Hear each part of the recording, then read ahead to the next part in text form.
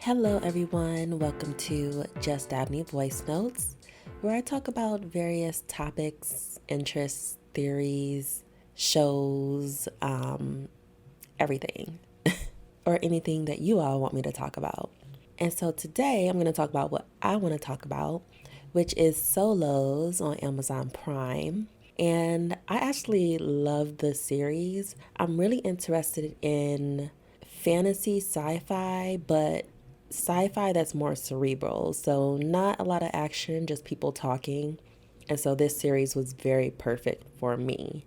And so, today I'm going to go over the Leah and Tom episode because I think those are the most similar episodes. And so, this will be one of three or two or three podcasts on this because I'm going to go over each episode and I'm going to try to make it quick, but also, throw in my theories and stuff like that. And so, everything that I talk about in terms of my interpretation, I have no idea what the directors, what the creators of the show thought. I didn't even look into it. I just started watching the show and I loved it. So, definitely check it out.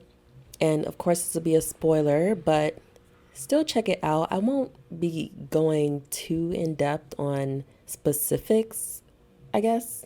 Like, I won't be going so in depth where if you listen to this, you won't be able to enjoy the show and the conversations that's happening on the show.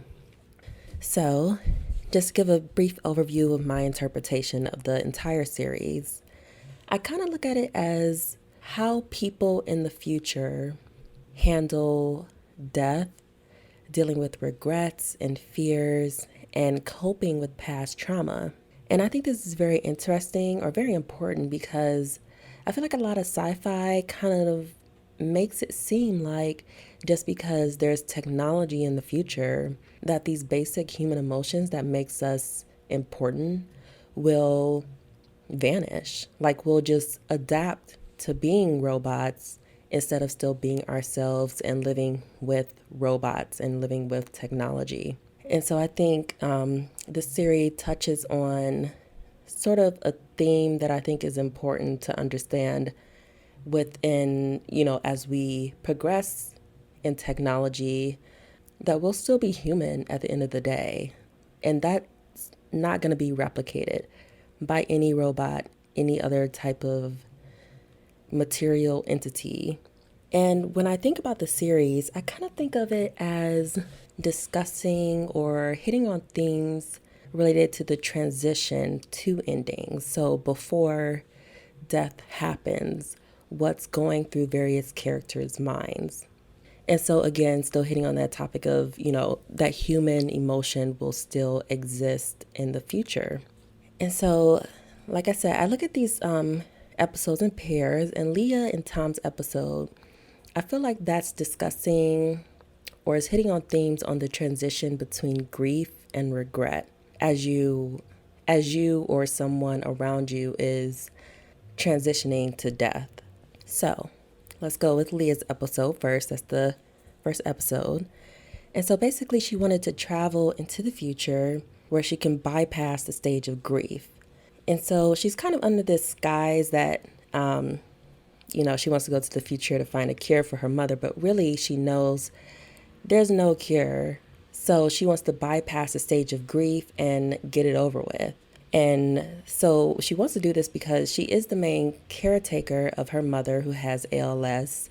And, the burden that caretakers, particularly those in the family, kind of take on is sort of halting their life, their dreams, their individual goals in order to take care of a family member that needs a lot of support in their time. And so Leah really just wants to, like, she's already knowing that her mother is going to die. So it's kind of just like, when is she going to die? And so it's basically just waiting. So she's taking care of her mother and just basically waiting for the ending. And she's living in grief, knowing that this is going to happen, knowing that she can die at any moment. And so Leah just wants to get it over with. She just wants to move on with her life. She wants to transition past this stage of grief.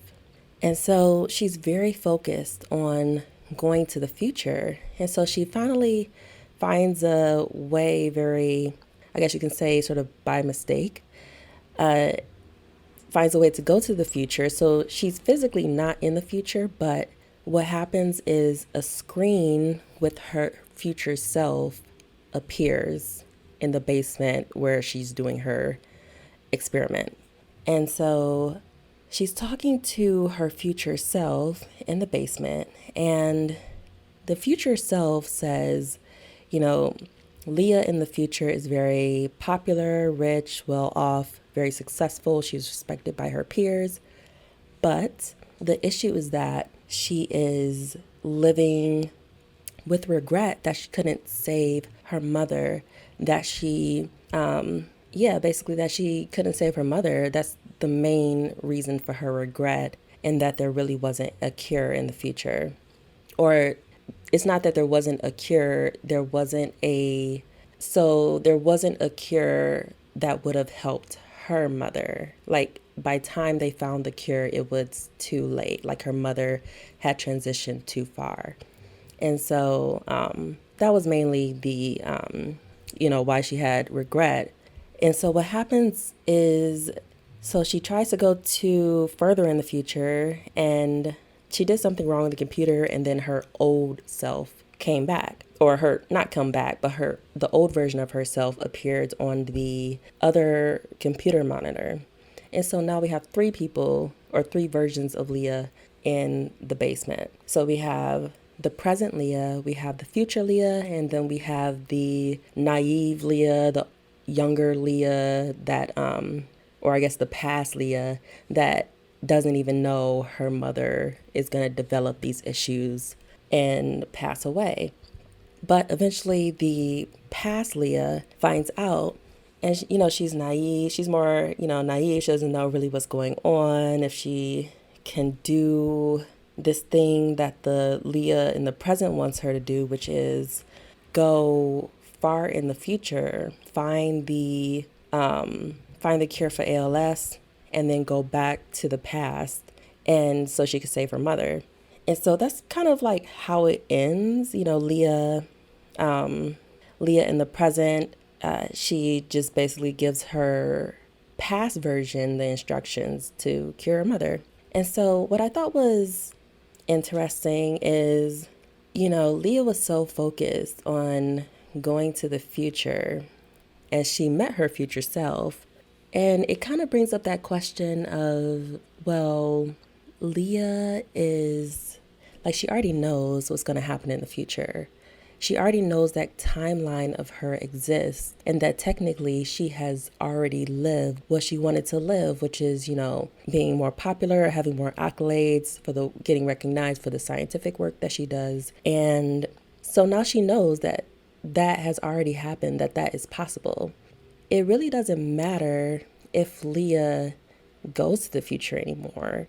Like, it doesn't matter if she were to bypass her mother's success or her mother's death, because she knows that she already gets what she wants, but that she realizes she doesn't want to be in the future and live with regret, when she could really just find the cure by going to the past.